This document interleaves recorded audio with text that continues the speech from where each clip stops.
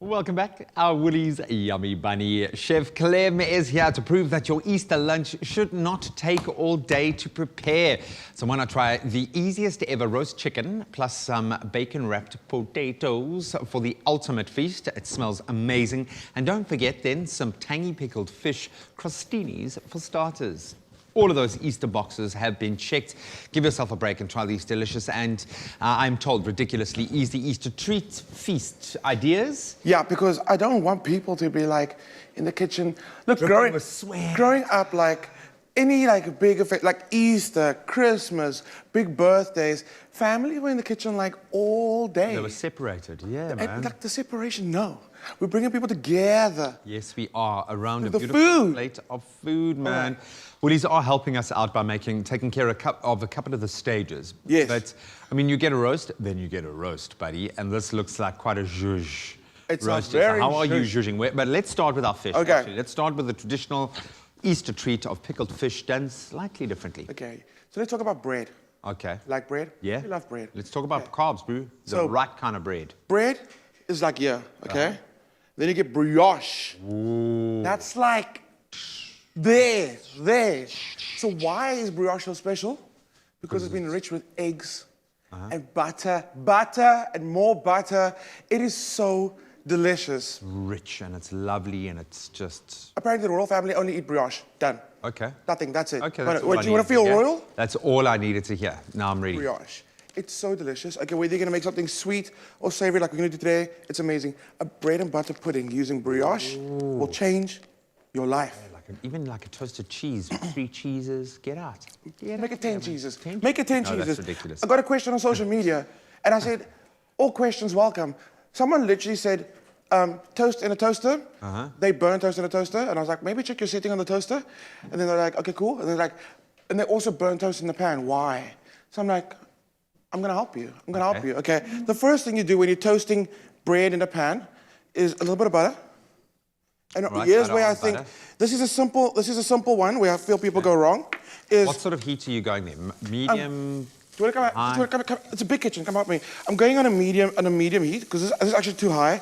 But before the butter burns, I add a little bit of oil. Okay. Okay. That's what stops the butter from burning. Look at that. He twists. There we go. And you know what? Because people, they avoid the crust. Are you using the... We're using the crust today. Wow, I was going to question your authority. As soon as you get the butter, the bread into the pan, start swirling it around.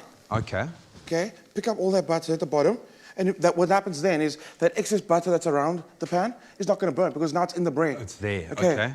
So let's have a look already. Oh, wow, look at that. Brioche toasts so... Because of the egg in it, it's going to cook very quickly. It's the butter. Okay. I feel like that one needs a little more butter. So I'm going to do that there for you. Don't hold back. Imagine you get a piece of bread and that one section didn't get love and there's no butter. Ah, shame. No. Oh, shame. Give it some butter. Okay, shame. Shame. Okay, cool. Give it a good old swirly swirl. Cool. Oh, look Love at that, golden love brown, that, okay. Beautiful, lovely, amazing.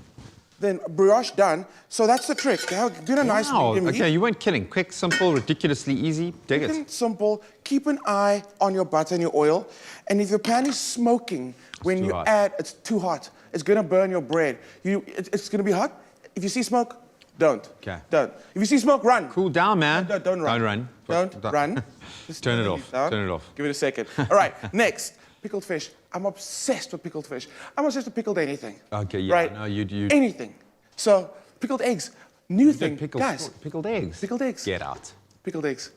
It sounds bizarre. It's so delicious. We're going to try doing that for you guys. We'll pickle an egg for Guy Fawkes. Okay. For Easter. Why don't we pickle an egg for Easter? All right. Okay. Pickled fish. Pickled fish is so amazing because it's got the sweet and tangy.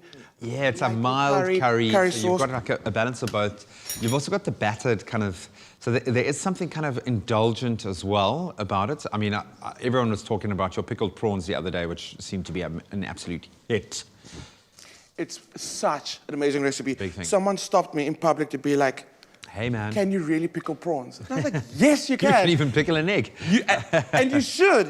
Okay. So this recipe is available. In fact, all of our recipes are available at woolworths.co.za. That's where you can find so much Easter inspiration. Okay. Ooh, and nice healthy chunks there as well, eh? They haven't gone... No, they haven't. Skimped on the I did skimp. I forgot to put some onion. please. And I mean, what's pickled fish without the onions? For sure. It's just fish. And you said fish. And you said, like, keep the, when you're making your own pickle, like, keep the onion big so you get the big onion pieces in that pickle, because that's part of the pickle, yeah. Part of the recipe that'll be there. Beautiful. Then, that looks spectacular, man. let's hit it with a little bit of, you can pickle your cabbage, a sweet pickle. Ooh. Do that. That goes on top there. Did you see my amazing little challenge I had yesterday in the last few minutes of the, I said I had to like plate a little dish. It was amazing. So I did it very quickly. Master chef. It was amazing. Your accent's actually really amazing as well. Thank you, man. You do that so well. Okay, so what I did yesterday in my challenge, I chopped so quickly you didn't get to see how I got those tiny little matchsticks of radish. So I've got little battens, eh? Tiny little julienne. Julienne. I've got these thin slices of radish. Okay. You can either slice it with a knife or on a mandolin. Okay. And then what I'll do is I'll stack them up. And then I'm gonna do it slowly now. All you're doing is slowly rocking the knife to get those little matchsticks. Beautiful. This is how you win competition. Just a little bit of garnish. And always remember to look what you're doing. Don't look at your presenter while you're chopping. No, I didn't. I'm fine. Okay, man. this is beautiful. Oh, my word, my nose. You don't have to do this, but anytime you can spend a little extra few seconds doing something beautiful. And that's going to add a lovely textural element as well, a bit of crunch. Okay, so we've got 2.5 minutes. Are we doing the chicken at the same time, or are we going to do that? No. I've got this. I'm going to roast the chicken. I'm still going to spatchcock a turkey. Again. I don't want to see you going... I'm going to do a whole pork roast. I've got my 2 minutes, and all I need. Have you ever had samphire? Samphire? Samphire? No. Samphire, and I'm so happy that it's in Willings. What is it even? Okay, what is it even? I'm going to let you taste it first, and then I'm going to tell you. Okay? Oh, my word. It tastes a little salty. It tastes a little briny. So normally what happens, when you finish a dish, you sprinkle a little bit of salt over the top. It's quite salty, isn't it? Yeah. And so that the edge, that little seasoning thing. But spekboomie, it's not quite as watery as spekboom. Not it's got a bit more... But it's delicious. You take that, you tempura that. Ooh, it's so delicious. Okay, Yeah. eat your greens. All right, so this is our first dish done. It looks like a little Christmassy vibe, doesn't it? Beautiful, because it's got this little stalky coming out. That's restaurant quality, man. That's beautiful. Thank you. Beautiful. Cape Town restaurants gonna be charging you 200 rand. 200. Just for this place. 220. 220. Yeah. 220. Okay, that's your canapé, that's your starter, that's done. Woolworths.co.za, got it. Okay, 1.5 minutes to create the most spectacular roast you've ever seen. 30 seconds. So we're going with the easy to cook Tuscan roast chicken, right? And it's so beautiful, delicious, and juicy. What I love about it is foolproof. You can't go wrong. Okay. And you can come out looking like a pro. When you say Tuscan, that's a pressure because it's like a culinary capital, eh? Right, is exactly. Like, it's good food, man. That's what I'm thinking. And the flavors are in there and it's done for you. All you do I have to eat this whole thing, or can I? Oh, Graham Papatin, a little plate on the side, man. We'll talk about your 5 a day later.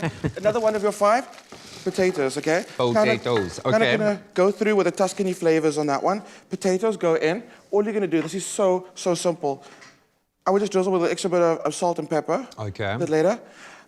Prosciutto goes in. Ooh, prosciutto is going to go nice and crispy and delicious. For sure, okay. And then the potatoes also render in a bit of that prosciutto fat with a little bit of sage. Oh, and it's a naturally salty kind of cured meat anyway. It's done. It's going to, the flavor's just going to smash you in the mouth, man. Absolutely. And this is how easy you make Easter lunch. Wow. Tear that up. Don't let it be like even little pieces, little pieces, little straggly. I love the whole sage going in there because you're going to get the flavor notes, but then you're going to have the joy of the crispy sage to be able to chow that as well, man. Absolutely. Done. How many seconds? I still have 2 minutes to talk. Just joking. I'm done. Thank you so 15 seconds. Boom. And there it is. Your Easter's done. Oh, man, you've taken us around the world. So many different cultures, so many different vegetations being experienced in one dish. Absolutely amazing. And it literally took us 5 minutes to create these mouth-waterings, a starter and an amazing main course that's going to take you to Tuscany, baby. If you missed any of the steps, take a look at this. Wow, look at that. Crunch. Crunch.